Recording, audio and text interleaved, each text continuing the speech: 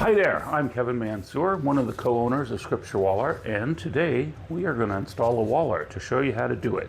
Your wall art came rolled up, probably in an envelope, depending whether you bought it from Amazon or not, but it came like this.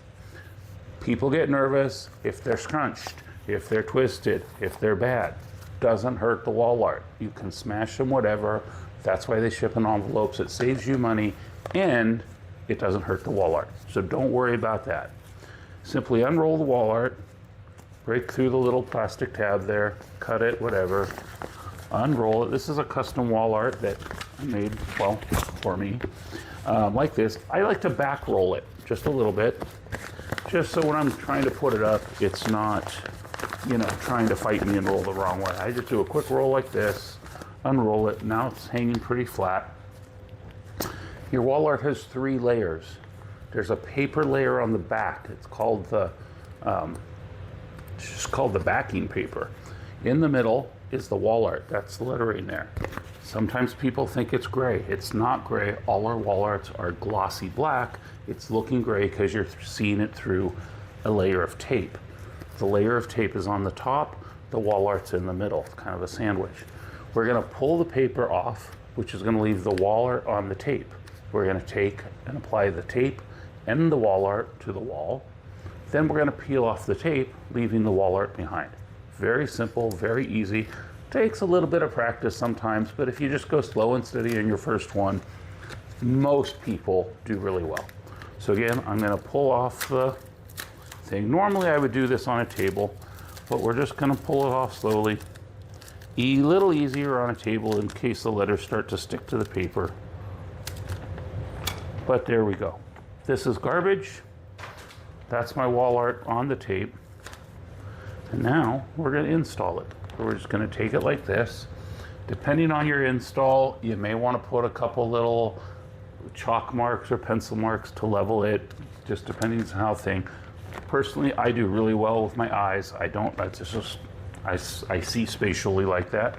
So I'm just going to take it, set it where I want it, and I'm only going to press it down right now with 2 little pieces of tape. See how I did that? I've really only stuck it down. It's a little crooked. I can see that. I want to move it. I'm not committed yet. So I just adjust it a little bit, whatever. If I start rubbing it on the surface, I'm committed and it jumped. That's okay. We come back, get it here.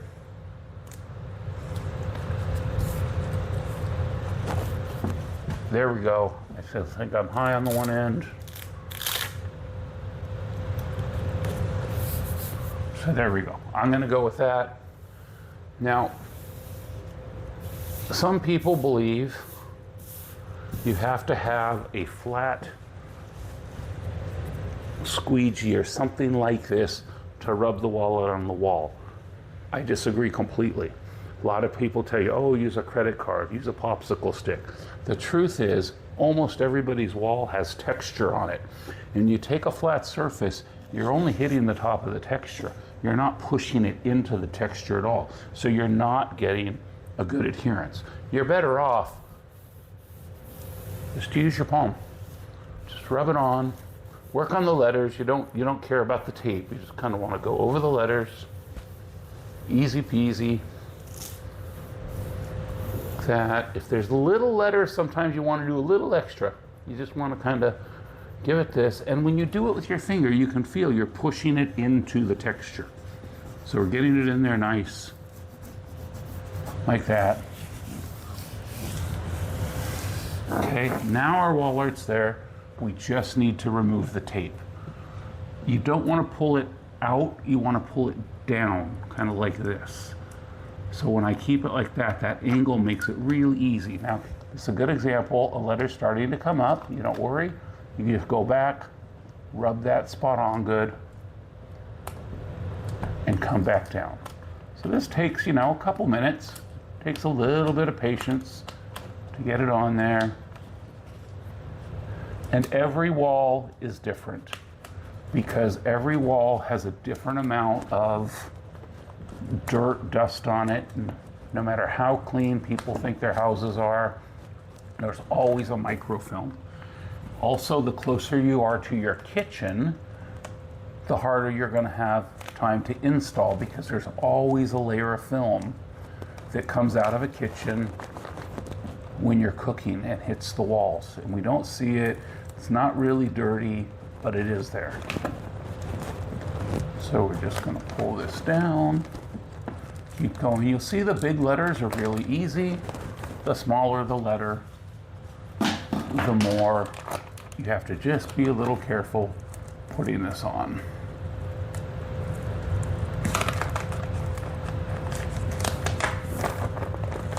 A little sticky there. Rub it back on. So basically, the vinyl is stickier than the tape. So that's why the vinyl stays on the wall and the tape comes off. There's a lot of companies that send their with clear tape. I've got that question quite a few times. Oh, the other one I did was on clear tape. Well, one, the color of the tape makes no difference, but the truth is, clear tape looks better when we ship it to you, but it's harder to do an install with clear tape because clear tape always has a higher tack, which means it's stickier, so it's harder to get the letters off smoothly and leave them behind on the wall because you've got a stickier tape. Our tape is what's considered a medium tack, and we've been using this tape for over a decade. It is simply the best tape for wall art installation. When people are doing, where the clear wall art or the clear tape really is wonderful is for sign makers who are putting multiple colors, multiple layers of vinyl on top of each other, and they need that crystal clear vision so that they can get the vinyl on right where it goes and they can see it. But for a single color wall art, there's no advantage, and I think it's a disadvantage to have clear tape. So again, I don't know how long this is taking. I'm guessing this whole install is taking us 5 minutes.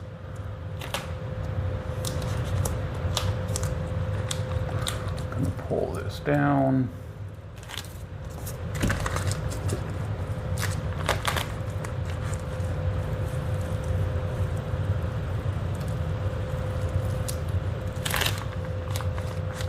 You see how I just go back over anything that pops up.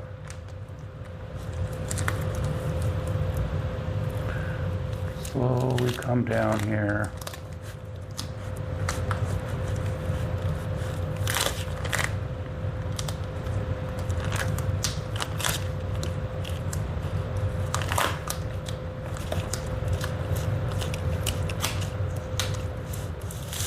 And there we go. Our wall art is installed. It's on the wall. That's going to sit there basically forever until something, unless it gets something that rubs on it, and it's just going to sit there and look beautiful.